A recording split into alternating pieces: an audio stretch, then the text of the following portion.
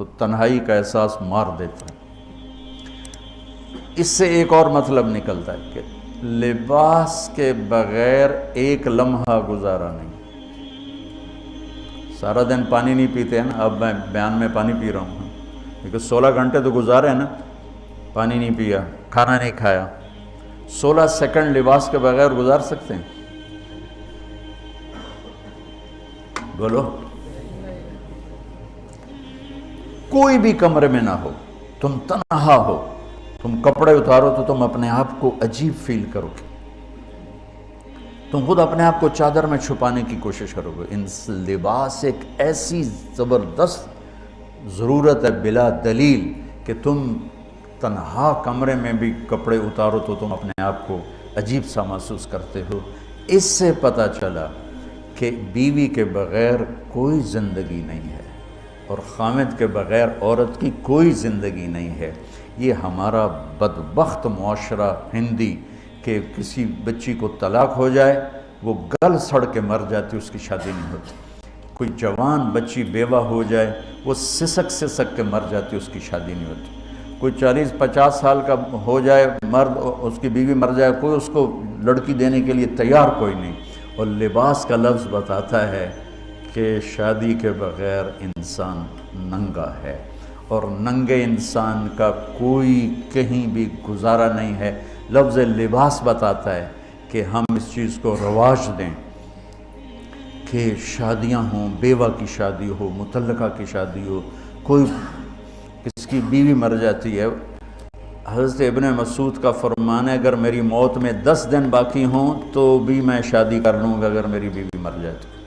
ابو ہریرہ کہتے ہیں اگر میری زندگی میں 7 دن باقی ہوں اور میری بیوی مر جائے تو میں 1 ہفتہ بھی شادی کے بغیر نہیں رہوں گا، میں شادی کر لوں گا۔ تو ہم ایک ہندی معاشرے سے متاثر ہیں جہاں بیوہ کی کوئی سنوائی نہیں، مطلقہ کی کوئی سنوائی نہیں، اور کوئی جوان بھی 2-4 بچے ہیں اور بیوی مر جائے تو اس کی کوئی شادی نہیں ہے، وہ سسک سسک کے وہ بلک بلک کے زندگی گزارتے ہیں۔ ہم لوگ اس کو رواج دیں۔ لباس، لفظ لباس بتا رہا ہے کہ جیسے لباس کے بغیر ایک لمحہ آدمی چین سے نہیں بیٹھ سکتا، ایسے ہی اس رشتے کے بغیر زندگی میں کوئی خوبصورتی نہیں، کوئی حسن نہیں۔ میں نے جیسے کہا لباس سب سے قریب ہے، تو اس کے بعد بیوی کا حق سب سے پہلے آ جاتا ہے۔ ماں باپ کی طرف سے زیادتی آئے تو تمہارے ذمے ہے اپنی بیوی کو بچاؤ، اللہ کے واسطے اپنی بیویوں کی حفاظت کرو۔ ہاں تمہاری بیوی کی طرف سے زیادتی آئے تو اللہ کے واسطے ماں باپ کی حفاظت کرو۔ تو اس کا مطلب یہ نہیں کہ تم ڈنڈا اٹھا لو، اپنے اخلاق ایسے بناؤ، سپرنگ بن جاؤ، سپرنگ جو فریشر سے کو قبول کر کے دب کر کے نیچے چلا جاتا ہے۔ نیچے جانے میں جڑ جانے کا نظام چھپا ہوا ہے کہ جھک جاؤ، ماں باپ ناراض ہو ان کے پاؤں پکڑ لو، بیوی ناراض ہو اس کے پاؤں پکڑ لو۔ ذلت میں عزت چھپی ہوئی ہے، ساری زندگی کا تجربہ بتا رہا ہوں۔ ذلت، اللہ کی رضا کے لیے ذلت اٹھانے میں عزت چھپی ہوئی ہے۔ ہن لباس لکم، کتنا ہی مجھے غصہ چڑھا ہو میں اپنے کپڑے پھاڑوں گا، مجھے غصہ آ گیا میں نے اپنے کرتے پھاڑنے جو کسی یہ پاگل تو کرے گا، سمجھدار دوئے دا کرتا پاڑے گا، اپنا نہیں پاڑے گا۔ اب مجھے بیوی پہ غصہ چڑھ گیا تو میرا لباس ہے، اس کو تار تار کر دوں، گالیاں دوں، تھپڑ ماروں، تو ایسا ہی جیسے میں اپنے کرتے کو پھاڑ رہا اور اپنے کرتے کو تار تار کر رہا۔ بیوی کو غصہ چڑھے تو وہ اپنے کپڑے پھاڑتی ہے۔ کپڑوں کے لیے کتنے حفاظتی نظام ہیں، الماریاں بنی ہوئی ہیں اور ہینگر بنے ہوئے ہیں، کریز خراب نہ ہو۔ میں جب پڑھتا تھا نا لاہور تو اسکول میں یا کالج کا میں سب سے خوش لباس لڑکا کہلاتا تھا کہ میں اپنی اسکول سے آ کر نا، اب ہاسٹل میں کوئی استریاں تو ہیں نہیں، نہ ہی کوئی نوکر، تو اپنی پتلون کو ایسے ہاتھوں سے استری کرنا اور کر کے پھر تہ لگانا، پھر سرانے کے نیچے رکھنا، پھر اس کے اوپر سونا تاکہ خود بخود استری ہو جائے اور کریز ٹھیک ہو جائے، اور رات کو بالوں کے اوپر رومال باندھنا تھا کہ بالوں کی سیٹنگ خراب نہ ہو جائے، کیونکہ میں نے بال بنوائے تھے وحید مراد کٹ بال، 2 فلم سٹاروں کا ہیئر کٹ چلا، ایک دلیپ کمار کا، ایک وحید مراد کا۔ تو عام جو تھے نا بال کاٹنے والے، وہ 8 آنے لے کے بال کاٹ دیتے تھے۔ وحید مراد کٹ کے لیے 5 روپے لگتے تھے۔ 5 روپے اس زمانے میں بہت بڑی دولت تھی، جب ڈالر 1 روپے کا تھا۔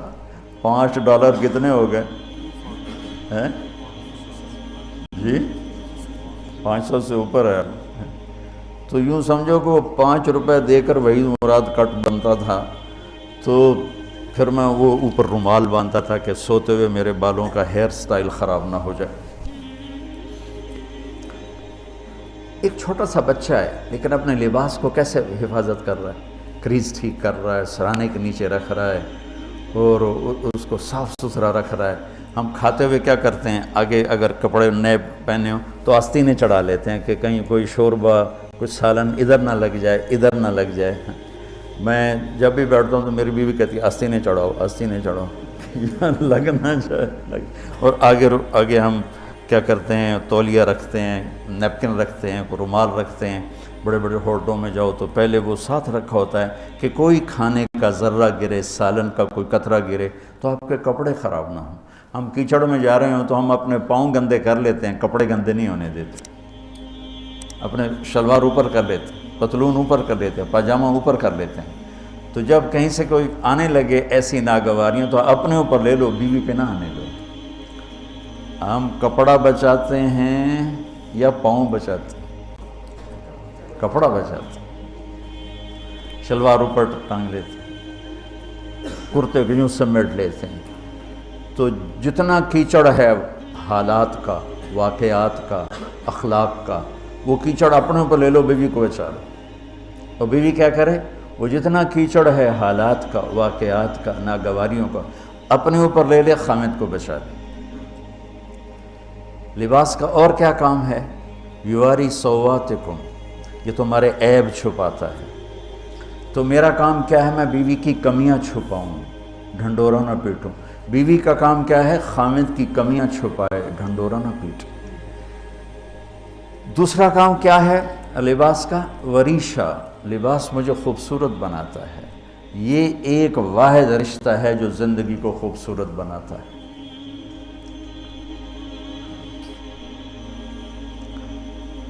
ہن لباس لکم انتم لباس لہن۔ تو لباس کیا کرتا ہے، زیب و زینت۔ لباس کیا کرتا ہے، عیب چھپاتا ہے۔ لباس کیا کرتا ہے، خوبصورت بناتا ہے۔ تو اس رشتے کو خوبصورت بنانا ہے، بیوی خامند کے لیے، خامند بیوی کے لیے۔ کس طرح یہ رشتہ خوبصورت بنے گا، اچھے اخلاق کے ساتھ، اچھے اخلاق کے ساتھ۔ اگر گھر والوں کے اخلاق اچھے ہوں، اور بچی ساس سسر کو ماں باپ بنا لے، ساس سسر بچی کو ماں باپ بنا لے، خامند بیوی کو ہتھیلی کا چھالا بنا لے، بیوی خامند کو ہتھیلی کا چھالا بنا لے۔ میں قربان جاؤں اپنے نبی پر، ساری کائنات کو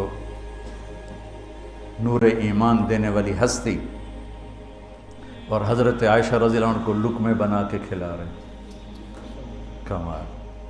حضرت عائشہ رضی اللہ تعالیٰ عنہ، وہ بڑی بڑی بوٹیاں ہوتی تھیں نا، وہ اٹھا کے ایسے نوچتیں اور پھر رکھ دیتیں، روٹی کا ٹکڑا اٹھاتی۔ میرے نبی وہی بوٹی اٹھاتے جہاں حضرت عائشہ نے نوچا ہوتا تھا، وہیں دکھا کے کرتے تھے، ان کی محبت کو لینے کے لیے اور ہمیں سکھانے کے لیے۔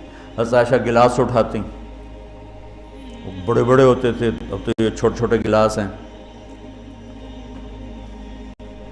بخل کا زمانہ آ گیا، پانی بھی تھوڑا دیں دیں۔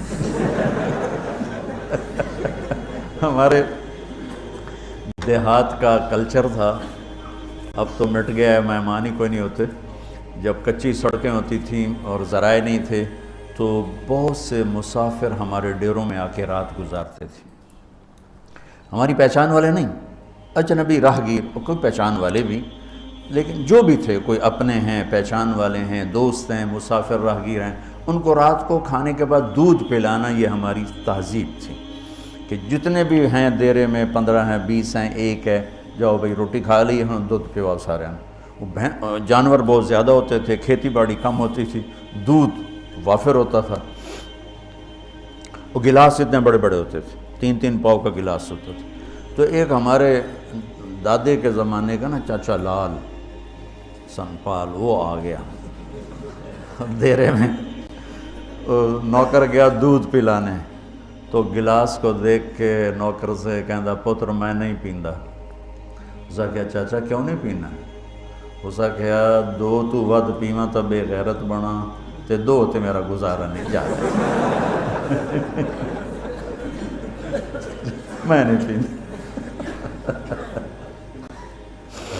تو حضرت عائشہ رضی اللہ تعالیٰ عنہ گلاس اٹھاتی اور یہ پیا، یہ رکھا۔ میرے نبی اٹھاتے اور جہاں حضرت عائشہ کے ہونٹ لگے ہوتے تھے وہاں ہونٹ رکھ کے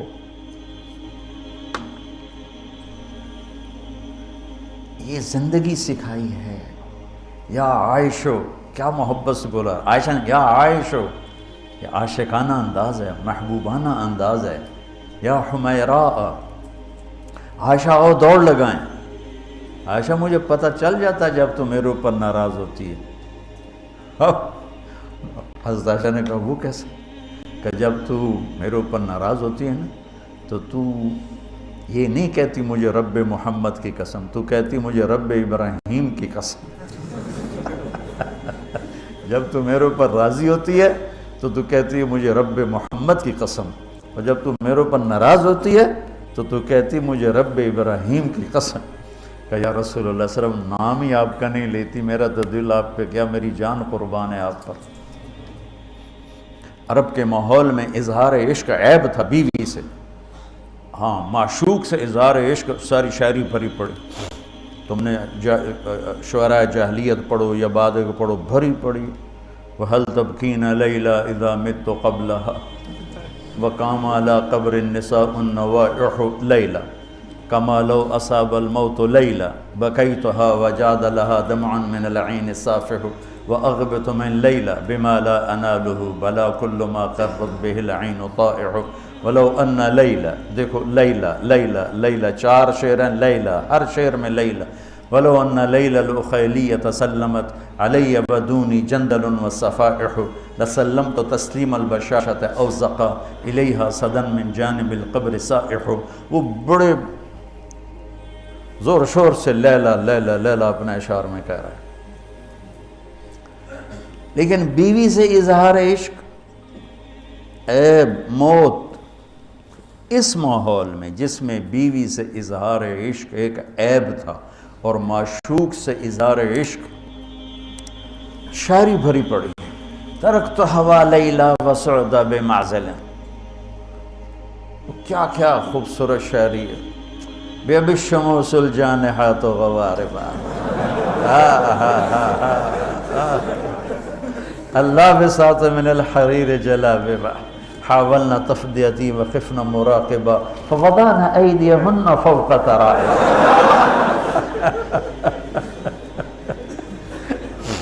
عرب کی شاعری بھری پڑی ہے عشق و معشوقی سے۔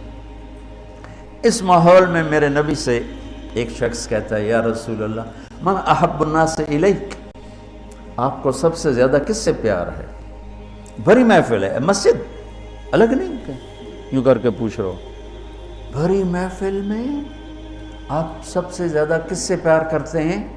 تو آپ نے زور سے کہا عائشہ سے۔